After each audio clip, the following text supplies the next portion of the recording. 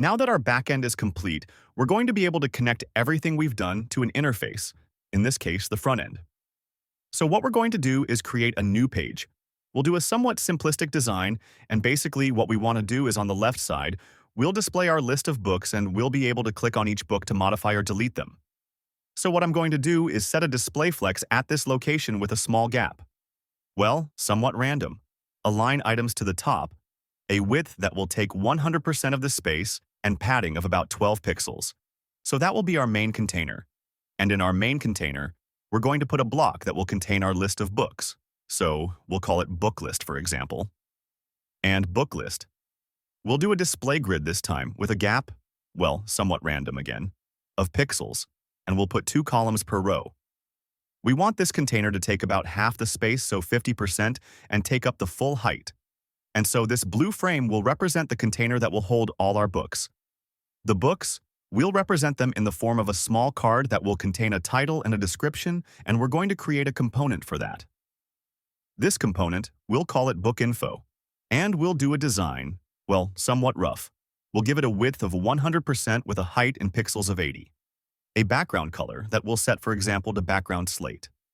There, I realized that after setting my background test, I don't see the change reflected. That's because very poorly, there you go, my preview is in compact mode. I'll set it to stretch, and there I'll be able to visualize my component. Well, I'll make it a bit prettier though.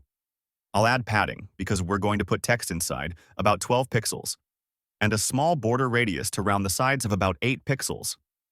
In this block, we'll have 2 things which will be 2 custom texts. The first custom text will correspond to the title. So, I'm going to open a bracket, and I'm going to write title. When I close my bracket, it will turn blue, and a property will appear here. That will be the value I can put for my title. I'll do the same here, except I'll put author. And now, my component is almost ready. I just need to click again on book info to tell it that this component will take as input 2 properties, which will be 2 strings, title and author. These properties will be the info I'm going to send to my component when I call it. So there, by default, my title and my author have empty fields. We'll write something random on them to have test data. And there, when I go to preview, I have nothing, I have undefined. Why? Because my custom text here, I have a property that I created. So I created a property with the same name, but this property needs to be defined. So either I can write something here, a constant value, or here I can select a little lightning bolt and say that my title property will take the value of the component property. And when I click on it, we find the value we put before. We'll do the same here. And our component is ready. We could possibly add a little style here to say that the title is bigger. Actually, I'm going to do it. So we modify the font size. I'll put, for example, 24. And I could even put a slightly lighter color. For example, slate. Now, I can return to my page and call my book info component. Well, I can put a lot of them even if it's somewhat pointless, but especially these are fake data. They don't come from my backend. So, we'll fix that. First, we're going to create a store. We'll call it, for example, Bookstore. The store will allow me to store my data on the front-end side. That means when I'm going to load elements, I'm going to modify my store to tell it. For example, my data looks like this. And in fact, what it will allow me is that I'll make a request to the database only once, and I won't need to do it anymore when I return to the page because we'll have this data stored somewhere. And so this store will need to define a schema for it. This schema in this case will be a list of books initially. So books with an S, and books is an array of objects, and each object represents a book, and will have an ID, an author, and a title, which are all strings. Now that my store is defined, I'll be able to fill it. So I'm going to return to my page. I'm going to click on logic, and what I want it to do is that when the page loads, I want to retrieve my list of books from my database and set it to my store. When the page loads with Luna Park, it's on-mounted. When the page is mounted. When my page is mounted, what I'm going to do is pull an execution thread and call my getBooks route that we made in the previous episode, which returns a response. So, if I execute that and I do control space, we have that. So, now what I want to do is modify the state of my store. So, what I'm going to do is first retrieve my store, so Bookstore, and I'm going to want to modify it. I'm going to want to send it new values, so I'm going to use the setProperty node, and this property here has a target slot. I'm going to connect my bookstore to my target, and here I'll be able to select what I'm going to want to modify. In this case, it will be books. I click on Books, and there it automatically changed the slot. Here, you see it's a blue square which corresponds to the format of my response, so I can connect it here. I finish connecting my execution thread, and now when I go to preview, it will trigger the on-mounted. And if I return to my bookstore, I'll have the data we had in my books table. Once I have this data, what I can do is return to my page, delete all that, and right-click on my book info component and wrap it in a component. This component will be a template. The template serves to make loops or verify a condition. There, we have the if selected by default. What we're interested in is the for, because we want to be able to iterate on the store. And what do we want to iterate on? We want to iterate on books. And so there, I have 3 blocks appearing which correspond to my 3 books, except they don't have the value they should have. To solve this problem, I'm going to click on my book info component here, and I'm going to want to send it properties. So title, and here by default it's what we had in the component. I'm going to click on the little lightning bolt, and I'm going to say that the title corresponds to the title value of my template, and I can do the same with author. Actually, I just noticed that in my book info component, I didn't put the ID, so I'm going to add it, because we'll need it for later. So I'll add it right away, and in my page I'm going to add the property here. Now what I'm going to do is just create a small button here that will display a pop-up for me. And this pop-up will display 2 fields that I can fill to be able to create a new book. So we click on the little plus, and I'm going to select Button. Here, I'm going to modify its properties to give it an icon, which will be, for example, a plus. We'll say it's a big button. So, we'll give it a size of large, and we want it to be round. Now, I'm just going to modify its style slightly to position it at the bottom right, using position absolute, and tell it we'll put it 16 pixels at the bottom and 16 pixels to the right. Now, what I want to do is that when I click on it, I have a pop-up that appears. But this pop-up needs to be created first. So once more, I can click on the little plus, or actually, I can click there and I type pop-up. In pop-up, I'm going to have a block that will contain, for example, text inputs. And there, you can see I have no visual change. That's because my pop-up is disabled, and in development mode, what I can do is modify its property and force it to display. So there, I have 2 text inputs that are stuck together, and on top of that are tiny. So I'm going to change the block here, and I'm going to add a width of 200 pixels. Also add a small button that will have a width of 100% and where it will say Create. We'll try to add a little space between each element. So we'll add a Display Flex Direction column and a gap of 12 pixels. This text input will correspond to the title of my book. So I'm going to add a placeholder book title, and there I'm going to put a placeholder author. Now, I would need to be able to retrieve the values I enter here so that when I click on Create, I can retrieve what I have in there. To do this, we'll click on our page and we'll add variables. We'll add an author variable and a title variable. And from that moment, I'm going to create a connection between my title variable and my text input. To do that, I'm going to click on Model. Here, I'm going to select Title, and here, I'm going to do the same but with author. I could add an event on the Create here, a click event. And what I'm going to want to do is that when I click, I'm going to display in my console, for example, the current value of my title variable. So for that, I'm going to do a get title. And when I go back to preview mode, I write something here, I click on Create, I'll be able to retrieve my value. So now that I have access to all these values, I'll be able to create a book. So for that, I'm going to delete all that. I'm going to pull a node here, call my Create Books root. Here, I have my body, I'm going to pull a node here. It will directly propose to me to make a create object, which will take as parameters the values I need to send. So title and author. So title. Here we'll do a get title and author a get author. Once I've done that, I remind you that when I send data via Create Books, it also returns the current state of my database. So as I'm going to add a new book in it, I want to be able to modify my store once more. So I'm going to do exactly the same thing I did above. I'm going to do a get bookstore, then a set property. We reselect books and I connect my response to that. And so if I go back to preview, I write anything, I do create, we can see in the background that I have a new book that just got added to my list. Now, small thing, it's that our pop-up doesn't really work. There, we display it all the time. It should close when I click on Create, and it should open when I click on the little plus here. So what I can do is click again on my page here to add a new variable which will be, for example, createBook, and which will be a Boolean. And my pop-up, I'm going to assign it a model that will take the value of createBook.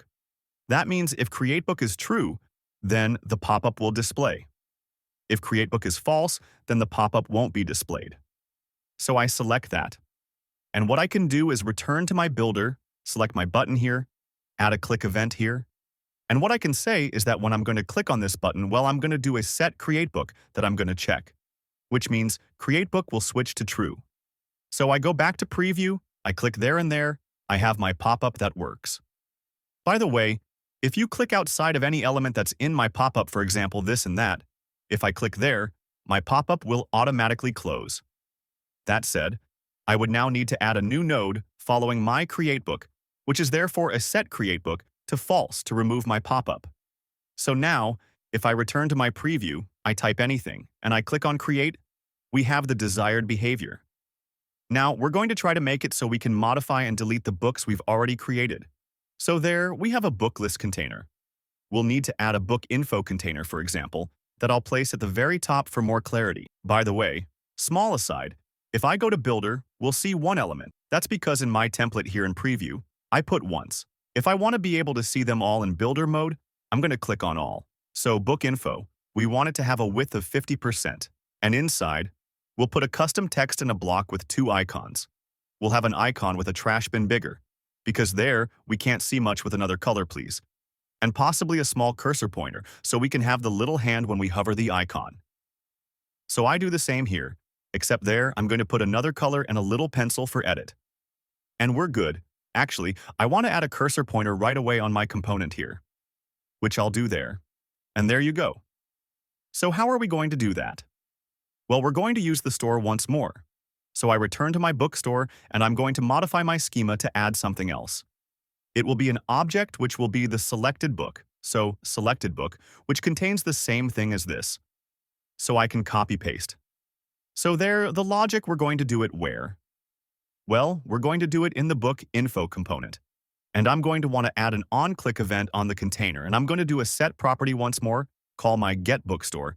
And this time, instead of selecting books, we're going to select selected book. So there, I'm going to pull my wire here once more. I'm going to do create object, and it will automatically fill all the expected data. And all the expected data corresponds to the properties of my component. So then I'm going to do a get ID, a get author, and a get title. We could have done simpler by creating an object directly in book info here, but I did it differently for the example. So normally, if I return to my page and I click there, for example, in my bookstore, I have all that selected, and it corresponds to the element I just clicked on. So in my page, I put a custom text here. I'm going to return to the builder. So there, I can put bracket selected title, close the bracket, and I have my property appearing here. And my selected title will say, will be equal to bookstore selected book title. I have my title displaying correctly each time I click on an element. Now that I know which element is selected, I'll be able to interact with my trash icons, and we'll start with the trash icon. So I'm going to add a click event on it. We'll edit the logic, put that below. So we call our del book route. We create an object from our body. The ID corresponds to getBookstore of the selectedBook.id property. So I'll be able to connect to that. Once my book has been deleted, I'll be able to update my store. So I'm going to redo a set property by retrieving my bookstore once more that I'm going to connect here. Select books, connect my response. And it's not finished. I'm going to redo a set property here where I'm going to reuse this target. This time, I'm going to select selected book, and there, I'm not going to put anything in it. Why? Because since my book that I selected no longer exists, I don't want this data to display anymore. So when I go back to preview, I click on the trash, my element disappears. By the way, what I could do that would be cleaner would be to wrap that in a component. This component would be a template. And this time, we could use the if logic. We could select bookstore, for example, ID, and we could uncheck that. Which means if the ID of my selected book is not empty, then we'll display something. So there, if I click on it, it will display. If I click on the trash, my element will no longer exist.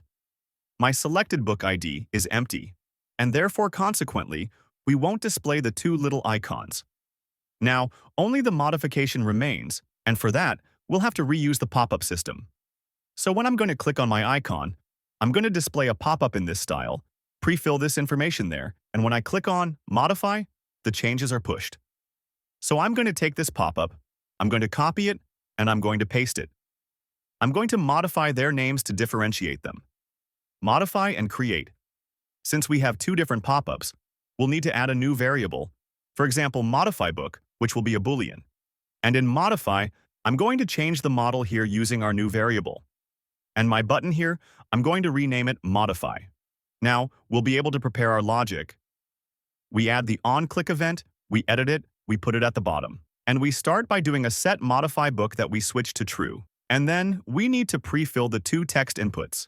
So we're going to do a set title and a set author. These values, we retrieve them from the store. So I'm going to do a get bookstore, retrieve the selected book, and do a spread on my book to retrieve each of its properties. So the title, I'm going to connect it here. Author, I'm going to connect it here. We could spend more time making something a bit cleaner, but, well, we don't have all day. And already with that, normally if I come back to preview and I click on my pencil, I have my data that is pre-filled. We'll return to logic. Now, we're going to add an on-click on the modify. I'm going to add it here, and we're going to put it following what we started to do. When I click on modify, I want to call the update book's route. I'm going to send it a body that will contain the ID of the selected book and my get title and get author variables that I'm going to connect here and here. As usual, we're going to remodify the store with a set property targeting books. There, I can send my response here. I can redo a set property, but this time my target will be selected book, and selected book will take as value what I sent in the body. And finally, I can do a set modify book false and we should be all good. Small test, I modify that. I write hello. I modify. I have hello written here. I have hello written here. When I look at my database, I have hello. Everything works.